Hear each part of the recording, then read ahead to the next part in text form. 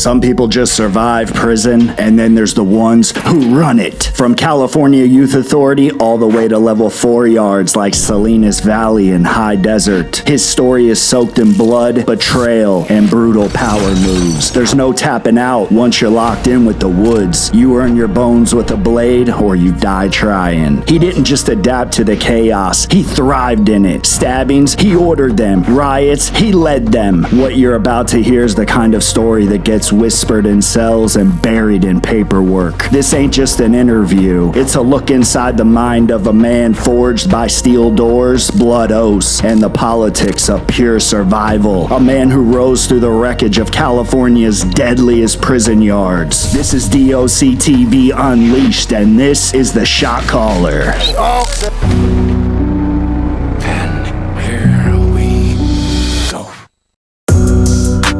What's up, everybody? I'm Blessed and Free. Welcome back to another episode of DOC TV Unleashed. I got a special guest for you. The guy I have on today, he did 28 years in the California prison system, and he has a crazy story. For the people that don't know who you are, man, just go ahead and introduce yourself, tell them your name and where you're from. My name's Tommy Trauber. I'm originally from the area in Santa Barbara called Santa Maria, little town north. It's the very furthest north town in Santa Barbara County, button up to San Luis Obispo County. You know, I'm 47 years old. I spent 28 years, 5 months, 13 days in the California prison system. At 17 years old, I was sentenced to life sentence. What California calls felony murder rule, and back then, the felony murder rule was much more broad, I guess you could say, than it was today. I was involved in an armed robbery, home invasion style armed robbery in which the homeowner was murdered. As a result, I was sentenced to life in prison, as a juvenile, tried as an adult. After a couple years in solitary confinement in county jail, now I was sent to the California Department of Corrections. So you got sentenced to life at what age? 17. Well, I was 19 by the time the trial was over, but I was 17 when the crime was committed. Can you just give the people a little bit of an idea of like how you grew up and what led you up into that point of doing home invasion? Yeah, so like I grew up in,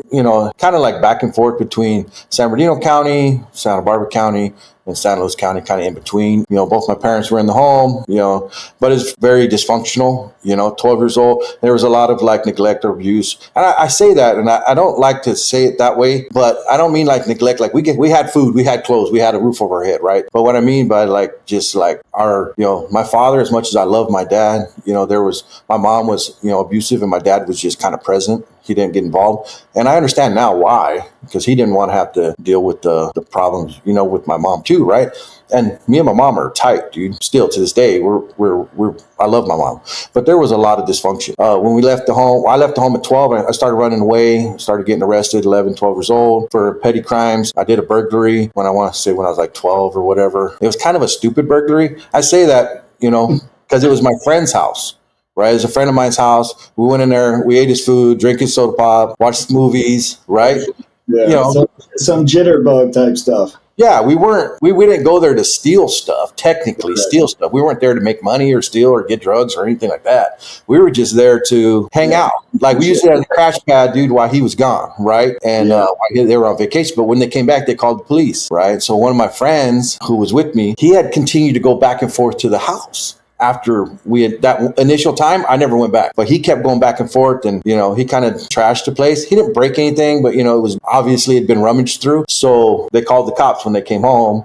One of the neighbors had noticed that Todd, his name was Todd, had been inside that house, and so they said, "Hey, well, Todd had been in and out of there. We didn't think anything of it because he's a neighbor, right?" So the cops went to his house. He told him I was the one that it was my idea. Next thing you know, they're at my house. My mom was like, "Well, take him to juvenile hall, teach him a lesson," right? Well, I went to juvenile hall, and I was like, dude, all my friends are here. Initially, I was scared, of course, right? But when I got in there, I realized that there wasn't really anything to fear, not there anyway. So when you got sentenced to life and you knew you were going into the California prison system, and you're in jail, are people putting you up on game like, hey, man, when you get to your camp, this is what's going to happen? And so you kind of have an idea? Yes and no, right? Because of my age, they put me in solitary confinement, right? Immediate. A lot of the guys that were in solitary confinement were there, for various reasons other than child molesters, things like that, right? They used to keep them over there. So the pod that I was in, there was a lot of people there at the time that were undesirables, right? So I really didn't communicate with a lot of them. I was put up, I went through the youth authority system, California youth authority system too, before I went. So I had gotten out, and I was only out maybe 4.5 months when I caught this like when I went to prison, or not went to prison, but when I went to when I committed the crime, right? So I got out at 17, just like 6-7 days after my 17th birthday. You know, 4 months or so later, I was in county jail fighting a murder case, right? So I had went through the California Youth Authority system, and so I was already kind of on game about a lot of that stuff. You know, I knew that when I got to prison, you know, I knew there was going to be things that were expected of me. There was some guys back there, you know, in the solitary area where we were, you know, they kind of showed me what time it was, you know, like what to expect about paperwork, about, woodpile, riding with fellas and stuff like that. And, you know, but I really didn't get a whole lot of game there. I didn't get game until I got to prison, you know. So yeah, take the people through that. What was that like for you, man, getting there for the first time? The thing that sticks out the most, especially going to the reception, was this long ass bus ride, right? It wasn't even a bus. We were in a van, right? And everybody in the van were like chopping it up. They thought it was, you know, everybody's laughing and joking, having a good time. And I was kind of just sitting there, and nobody was really interacting with me. And until one guy asked me, he goes, "How much time did they give you, youngster?" And I told him life, you know, and it just like went quiet. Because everybody else was doing 2 years, 3 years, turnarounds.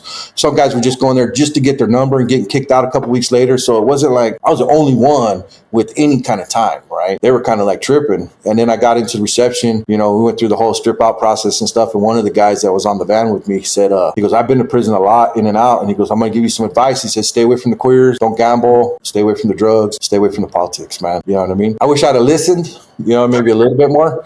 But, you know, I think I did a lot of extra time. I probably didn't have to. How long was it when you went in before you got in your first problem? About a month, not even a month, like 2 weeks, right? So there was a homosexual guy on the yard in reception who was living. He's a white guy, but he's living with blacks. So that's a no-go. Is he a booty bandit? Like, what do you call that then?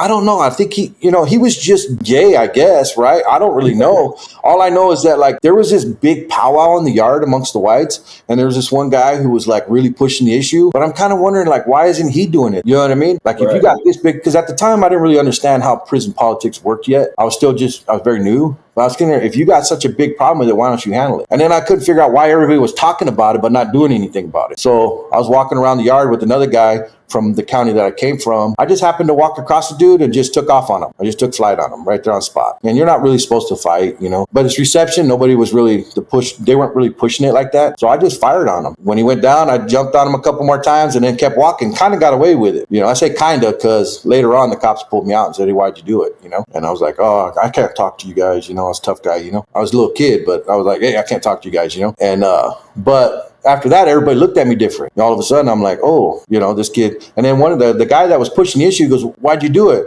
I said, "Because all you guys were doing was talking about it." You know what I mean? So let's just get it done, get it over with, you know? And at the time, my mindset was I was going to have to earn my stripes anyway. So the sooner I got that out of the way, the better. Fortunately for me, I was only in reception a month. A lot of guys were there 3, 5, 6 months, year. I was only there for a month. And then they sent me to High Desert State Prison, man, 1997. I got there just before Thanksgiving, November of 1997. It's still to this day the most violent prison in California prison system, right? At the time, it was brand spanking new. They had just set all the shoe kickouts, people who had been in segregated housing unit for, you know, years for, you know, prison violence, for gang, you know, affiliations and stuff like that. They were sending them all to High Desert. Everybody was going to High Desert that was knuckleheads, right? It was specifically a prison where they were like, okay, we're going to send all the jerks to one spot, right? All the people that are disruptive, all the people that are causing problems, we're going to send them all to this area. And at the time, they had been having a ton of issues in Pelican Bay, and Pelican Bay was the premier violent prison in California. Well, once they started transferring people out of Pelican Bay, they started sending them to High Desert. So we got all those guys. I landed in the cell with the guy who just got out of the shoe for killing somebody. You know, I'm a 19-year-old kid. I walked across the yard. Before I even walked on the yard, I was in handcuffs, and the officer said, "Just so you know," he goes, "Who you run with?" I said, "I'm a white, I'm a wood." He goes, "Just so you know, you're at war with everybody on the yard right now." You said you're 19, you're pulling up to High Desert, which is obviously a violent camp. All these people are there, you know, are violent. Like you said, you're Bunky, just the shoe murder guy.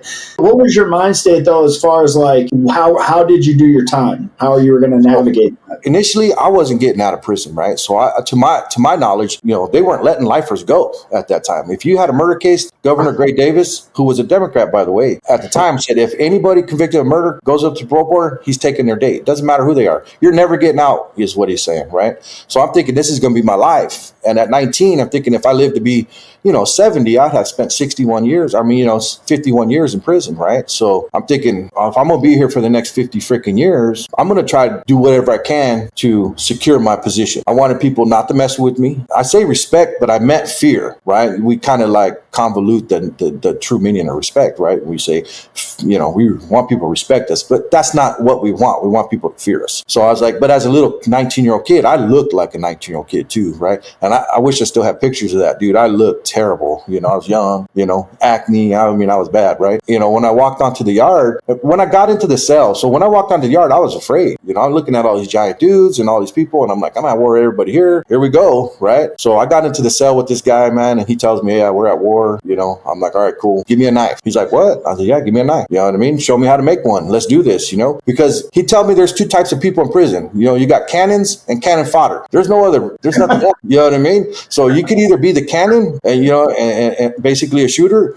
or you can be the one being shot on, right? So I'm like, well, I ain't going to be a victim. You wanted to be the man on the compound type shit. I wanted people to leave me alone, right? Is what I wanted. I didn't really understand the politics and like how to rank up and move up and, and secure positions. But I wanted to be that guy. I wanted to be that guy that people go, don't mess with that. When was it that you started going up these positions? The very first time I walked out onto the prison yard without handcuffs, like the first time they released us for yard, I had an issue with one of my neighbors who was a black guy, and we were already at war with the blacks. So this is the day after Christmas in 1997, December 26th. I remember like it's yesterday. I don't know who this guy, his affiliation specifically at the time. Didn't really care. He wasn't white, so it didn't really, to me, I didn't give a shit, right? So, but I know that he kept talking crap through the vent. He was going to get me when I came out, all these things. You think you're tough, youngster, this, that. I was afraid, for one, right? This wasn't a little black guy. For one, I was afraid. If I would have went on a heads up fight with him, I would have lost, right? Or at least I believed I would have. So if you believe it, you already lost, right? Defeated, yeah. So,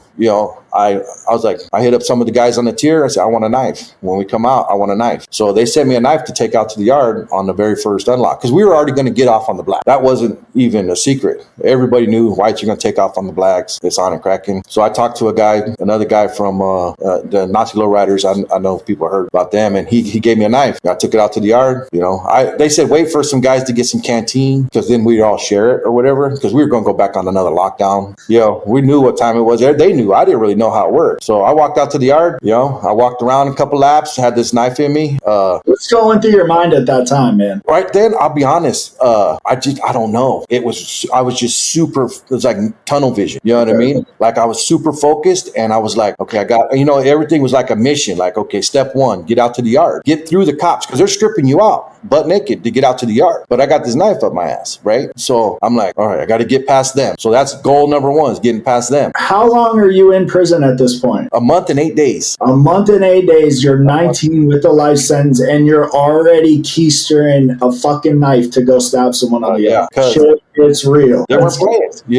This is what I believed was necessary, right? And so I went out there. I got past the cops. Next thing I'm thinking is, okay, now I got to get this fucker thing out of me. How am I going to get this fucking thing out of me, right? Without them seeing me do it. And so, I talked to a couple dudes. I'm like, how do I? They said, just shit it out, man. But I was having a hard time, I'm pushing and it's not coming out, right? So I kneeled down. kind of like, and I stuck my hand down in there and pulled that fucker out, right? Unwrapped it, stuck it in my pocket, and this is, are you at like the bathroom outside on the rec yard? No, I didn't even go, because the bathroom is in the neutral area, right? Oh, okay. And it was, you guys are segregated. Yeah, so there's a little neutral area right there. So we don't go. So I just went to the pull-up bars, our pull-up bars, and I just had people throw block for me from the tower, so they didn't see me, right? And then I just pulled it out, unwrapped it, stuck it in my pocket, stuck it in my back pocket too, right? So that I could grab the handle pretty quick and just started walking. Back then, I used to get jeans and shit back then, right? I started walking with another friend of mine named Russell, and somebody I had befriended during child release. Because even though we were on lockdown, we were still getting chow release, just the whites. Boom, we go to chow hall, come back. And that was our program for the day, right? I had befriended this guy named Russ. Said, hey, man, he threw block for me. I pulled it out, and then we walked around. I said, that's that guy right there. I went and talked to a couple of guys that were kind of running the show there. I said, when are we going to do this? They said, well, whenever you're ready. They've already run canteen. There's still people going, but like whenever you're ready, and they're pumping me up. Don't get me wrong. They're like, go, youngster, yeah, youngster, yeah. They want to see it. Yeah. So I went a lap, and then I just walked right up to the dude. He was working out. I walked up, he goes, and he looked at me, and I just grabbed him and just started stabbing him, and he tried to run away. And then I know somebody hit me. I don't know who it was. Somebody hit me. And then so I kind of like backed out of the situation. And then all of a sudden it just erupted. There's people running in from all over the place. And then you start hearing gunshots. At the time, I didn't know they were shooting the Mini 14, which is live rounds. Killing, trying to kill, shoot to kill. Shoot for effect is what they called it, right? I just hear all these shots going off, and there's tear gas flying everywhere. I mean, shit's just erupted, and we're going. And then I found another guy, because he kind of escaped from me, and I couldn't find him in the fray, like in the thing. So I just snatched up the next guy I could find, just kept going.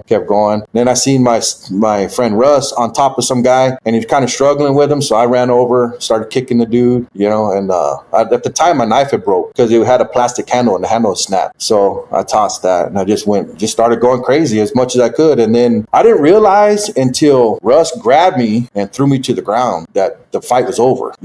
I was still jumping on top of this dude, and he grabbed me in a headlock, took me to the ground, and he's like, "Get down, stay down." I'm like, "What are you doing?" And I was just kind of like berserk, just so focused on this one thing. I didn't hear all this other stuff going on. I'm gonna annihilate this dude. My thought process, annihilation, that's it, boom, done. He takes me down, he goes, "Look at the ground." And right next to my feet, dude, there was asphalt missing, chunks of asphalt missing, where the guy in the tower was shooting the Mini 14 at my feet. I don't know if he was trying to hit me or he was trying to warn me, I got shot during that. Oh, seven white guys got shot with the Mini 14 with live rounds, 223s. One guy got shot in the ass and killed him. They ricocheted off his pelvic bone, shot up into his chest cavity, killed him, right? His name was Johnny. Another guy got shot 3 times, all down one side of his body. Another guy got shot in the leg, another guy in the ankle. One guy got shot through the leg and it shattered his femur, he ended up having a rod put in. I mean, it just, at the end of this thing, dude, and all I could think about at the end of it, man, was just laying there going, "Man, welcome to the big house, bro. This is real.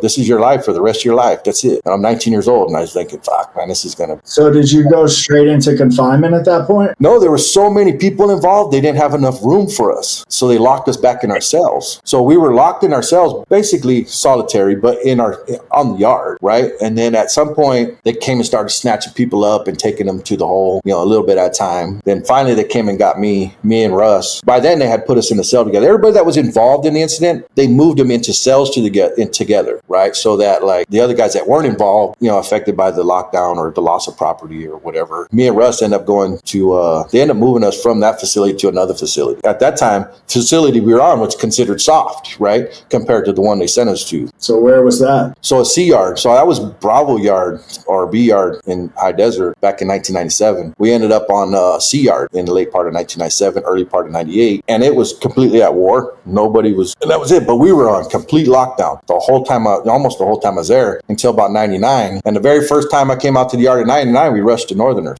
So my very first 2 yard experiences were stabbing other races. It was another situation where there was an incident in the day room. The Northerners and whites got into it. 2 Northerners, 2 whites got into it for whatever reason. I couldn't tell you to this day why they got into it. And they were my neighbors. My neighbors got out and the Northerners got out and something happened, and we weren't at war with them. We were at war with the blacks, but all of a sudden the Northerners got involved. But the Northerners were at war with the Southerners. So everybody was at war with somebody. How long was it before when you actually could program and have a routine? Yeah, it was a while. So it was years, right? So after C yard, after the incident with the Northerners, they moved me to C lower. So a 180 design prison is split up by 2 facilities. There's technically 2 facilities there. There's C facility, but it's C lower, C upper, and it's divided by a wall with a catwalk, right? And so you got 4 buildings on the lower yard, 4 buildings on the upper yard. There's a gym in the center that you never get to use, and then this wall, right? So that wall we use for handball wall.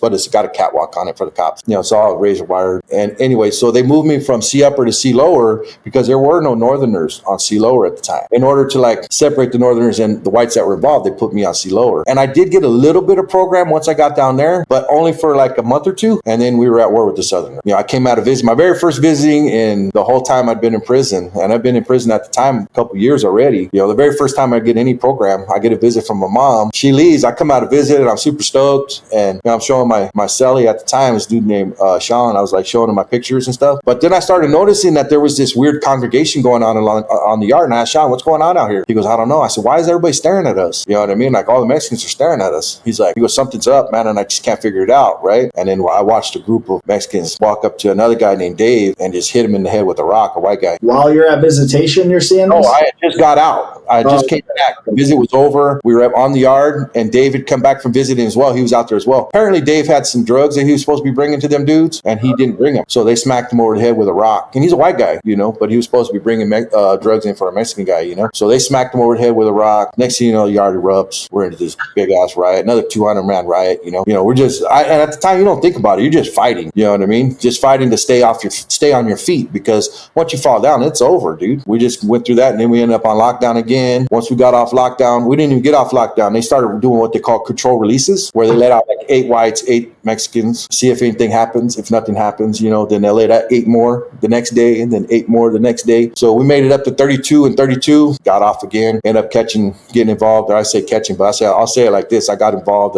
charged with a homicide on a Mexican. Mexican guy passed away. They charged a group of us and sent me to that. That's the first time I ever went to like AdSig for any length of time. So I sat back there for maybe like 8 months. And then they dropped that down to a battery on an inmate and then sent me right back to the same facility. Yeah, I was out there maybe 20 days, caught another stabbing and got shot by the May 14, and then went back to AdSig and sat in AdSig again for about a year. And then I went from that AdSig down to another facility, D lower, where that was the very first time I really got any program for any length of time. And that was only maybe like 6 months, What was the worst day you had during your whole time, man? If you had to pick one, I'm sure you had a lot. I don't know, man. I think it came later on in my term, man. But I think it came later when I started, like, my mindset started to change. Because I was so engrossed. By the time I was 25 years old, dude, I already had the keys to the D facility. I was running the yard for the Whites, me and another guy. And you know what I mean? So I was so wrapped up into that world, it never even occurred to me that there was any other option for it, right? It just, this is it. This is what I'm going to do. So I was already moving up the ladder. And the fact that I didn't use drugs, I was straight edge. I used nothing. Catapulted me, head and shoulders above a lot of other people. When it came time for people to hold drugs or hold money, they could trust me because I'll mess around, right? And so, once I earned that reputation, I was in the inner circle now for the next 2 decades. I don't know, man. It's hard to say, man. I ended up stabbing. I think the worst part was when I stabbed my cellie, man. Out of cellie, they just gave me an indeterminate shoe. I was never supposed to get out of the shoe again. And they put this guy in my cell that was, we call him I don't know how to put it without being a dick. But anyway, he was jacking off to the cops, I asked for him to come over because I was like, if I'm going to go to the shoe for the rest of my life, I'm going to do it by myself. You know what I mean? Because once you start stabbing your cellies, they stop giving you cellies, So you asked for the cellie so you could hit him up? Yeah, I asked specifically to move him over. He was only my cellie for 6 hours. Can you talk about that, man? That's kind of cool. I mean, so you got him sleeping or what? No, he was standing at the door. He got up. He came in. He knew something was up right away. I could tell by the way he was, and there's probably a vibe, but he knew something was up, so he was a little bit jittery. He went to use, so we make these little curtains so that when you take a shit or whatever, you could do it in private. Right. So he went over there to use the restroom and he pulled the curtain. And I pulled the knife out. And then when he got up, he turned around to look out the door. And when he turned back around, I didn't stab him first. I punched him as hard as I could. He's 6'10", and I'm 5'10". This dude's a foot taller than me. You know what I'm saying? But he's not big. He's only like 190, so he's skinny as hell. So I hit him as hard as I could, man. And when he collapsed, I just snatched him up and I stabbed him over 21 times. I actually thought he was dead. When I pushed him down, when it was over, he was laying there unconscious. I thought he was dead. So I just pushed him underneath the bunk as much as I could get him underneath there, and then started the bird bath. Started to, wash off blood and all the gore and stuff. And then the cops came by and they're like, hey, where's your cellie? Because I had the curtain pulled. I'm like, oh, he's over there asleep. What do you mean he's asleep? I mean, he's asleep. Let us see him. I'm like, no, it's not count time. I'm like, get the fuck out of here, man. I'm trying to bird bath. But they could see the blood on the wall that I'd missed. So they're like, hey, so they opened the tray slot and just started macing me. Yeah, it was nuts. It was stupid. But, and this is by chance, right? They came in, they handcuffed me, took me out. He lived. Thank God he lived, right? They took him out. They put him wherever they put him. They actually put me right back in the cell, gave me some cleaner. We're already in the ad seg. Where are they going to put me, right? So they took pictures of everything and then put me right back in there. I cleaned it up. 2 years later, man, they tried to charge me for it, which, I mean, I had that coming, right? It was funny. And I say it's funny, not funny, haha, but it's kind of weird. It was the very first time that the officers in the Investigative Services Unit, ISU, used a digital camera. So when they went to go transfer the shit off, they deleted all the pictures. Damn. So when I asked for my discovery, there was none. And they were like, oh, so then they were like trying to make deals with me. And I'm like, well, I want the pictures first. I want to see what you guys are saying I did, right? So they say, look, dude, just take the battery. Just take the battery. I'm like, all right. So I just took the 90-day battery, dude, and they threw it out, I was like, so are there a lot of things like that going on in the California prison system where you can just add people and get away with it and shit? Corruption is, I mean, especially then, right? High Desert was one of those places, dude, that like they did cater to the whites. I don't always say that because I remember there was times when we got treated bad, right? For the most part, they kind of catered to us. You can get away with shit back then, bro. Nowadays, you're not getting away with it. Back then, you could, I went to the hole for a stabbing, dude, and I just went in there and made some stupid ass claim and they dropped. Just went in there and said, hey, how you guys going to write me up for this when you said you didn't find the weapon? You know what I mean? And then next thing you know, they dropped it. So what made it get to that point for it to be that corrupt? I think the amount of violence that was in the system, and at the time, remember, California's budget was shit at the time. They didn't have money to prosecute all this stuff. You know what I mean? So DAs were rejecting shit unless they were like homicides or staff assaults or maybe your old lady bringing in drugs at visiting. And the only person getting charged for that was the old lady, right? So other than that, they really weren't charging you for anything, right? Because they didn't have cameras on the yard. Anytime, there was an incident report, you get 60 freaking cops saying 60 different things about the incident, right? So it was hard to pin down, right? So at the time, rather than going through all the bullshit, they would just drop it. They'd give you your shoe term, but they would just not file. And the court, and then the DA's office was rejecting a lot of shit because of the lack of evidence. It was weird. Once I left High Desert, it changed. Like Governor Schwarzenegger came in, he gave every county like a specific amount of money to prosecute prison crimes. But High Desert was like, I mean, we ran the drugs, and there was little drugs in High Desert, little, because it was so far up in the mountains. Every year it gets snowed in. You weren't getting there. You had to go through what they call Donner's Pass, right? And you weren't getting through that son of a bitch. It wasn't happening. If you got stuck on the other side of Donner Pass, you had to like drive all the way down to Vegas to get back to California. What prison were you at that like had the most money? Salinas Valley State Prison.